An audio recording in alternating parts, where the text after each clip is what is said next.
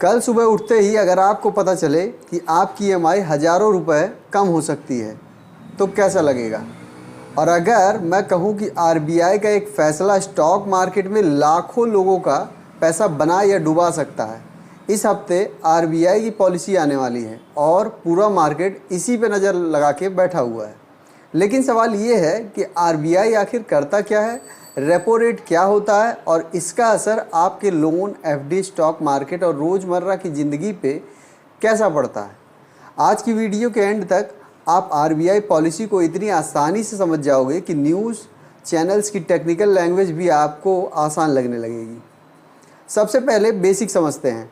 RBI यानी reserve bank of India, ये India का सेंट्रल बैंक है। जैसे स्कूल में प्रिंसिपल पूरे स्कूल को कंट्रोल करता है, वैसे ही आरबीआई पूरे बैंकिंग सिस्टम को कंट्रोल करता है। देश में कितना पैसा सर्कुलेट होगा, बैंक्स कितना लोन देंगे, इंटरेस्ट रेट्स कितना होगा, ये सब आरबीआई डिसाइड करता है।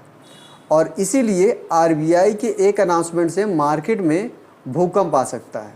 अब आता है सबसे पहले इम्पॉर्टेंट टर्म, रेपो रेट। मान लो एसबीआई या एचडीएफसी बैंक को पैसों की ज़रूरत पड़ गई, वो आरबीआई से पैसा उधार लेते हैं। जिस इंटरेस्ट रेट पे आरबीआई बैंकों को पैसा देता है उससे रेपो रेट कहते हैं। अगर रेपो रेट कम हो जाए तो बैंक सस्ता लोन लेंगे। बैंक कस्टमर को भी रिलेटिवली सस्ता लोन देते हैं। होम लोन और बिजनेस लोन पर प्रेशर कम होता है।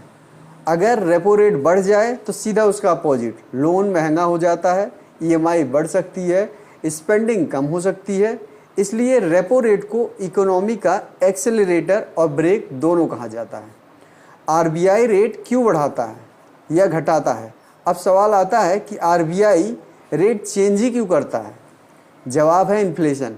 इन्फ्लेशन यानी महंगाई। जब सब्जी, पेट्रोल, दूध और रोज़ की चीज़ें महंगी होने लगती हैं तब आरबीआई इकोनॉमी को थोड़ा कूल डाउन करने की कोशिश करता है। रेट बढ़ाकर लोगों को, कंपनीज के लिए लोन महंगा कर दिया जाता है। नतीजा, कम बोरोइंग, कम स्पेंडिंग, महंगाई पर कंट्रोल। और जब इकोनॉमी स्लो पड़ती है आरबीआई रेट घटाकर ग्रोथ को पुश करता है। यानी पार्ट इन्वेस्टर्स के लिए सबसे इम्पॉर्टेंट है, अगर आरबीआई रेट कट करता है बैंकिंग स्टॉक्स में मूवमेंट आ सकता है, रियल एस्टेट कंपनीज को फ़ायदा मिल सकता है और ऑटो सेक्टर को भी सपोर्ट मिल सकता है। आईटी और ग्रोथ स्टॉक्स भी पॉजिटिव रिएक्ट कर सकते हैं। लेकिन अगर आरबीआई हॉकिश स्टैंस लेकर रेट कट ना करे, मार्केट डिसअपॉइंटेड हो सकता है, प्रॉफिट बुकिंग देखने को मिल सकती है। इसलिए आरबीआई पॉलिसी के दिन मार्केट में वोलेटिलिटी बहुत ज़्यादा होती है, उसके 1-2 दिन पहले से ही दिखनी शुरू हो जाती है। रेट कट का मतलब ईएमआई में राहत हो सकती है। अगर आप एफडी इन्वेस्टर हैं, रेट कट से फ्यूचर एफडी रिटर्न्स पर प्रेशर आ सकता है। अगर आप बिजनेस चलाते हैं, सस्ता लोन ग्रोथ को बूस्ट कर सकता है। यानी आरबीआई का डिसीजन सिर्फ दलाल स्ट्रीट को ही नहीं, घर को भी इफ़ेक्ट करता है। अब सबसे बड़ा सवाल, इस बार आरबीआई क्या करेगा? मार्केट एक्सपर्ट अलग अलग प्रेडिक्शन दे रहे हैं।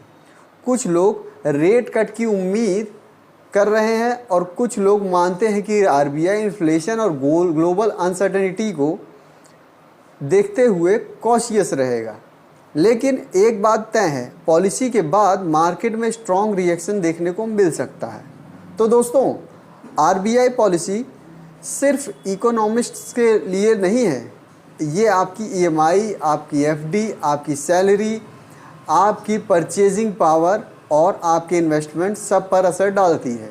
अब जब भी आप न्यूज़ में रेपो रेट या आरबीआई पॉलिसी सुनोगे, आपको पता होगा कि उसके रियल मतलब क्या है।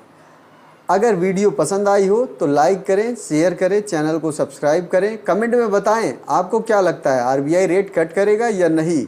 फिलहाल आज के लिए इतना ही, मिलते हैं अगली वीडियो में। धन्यवाद।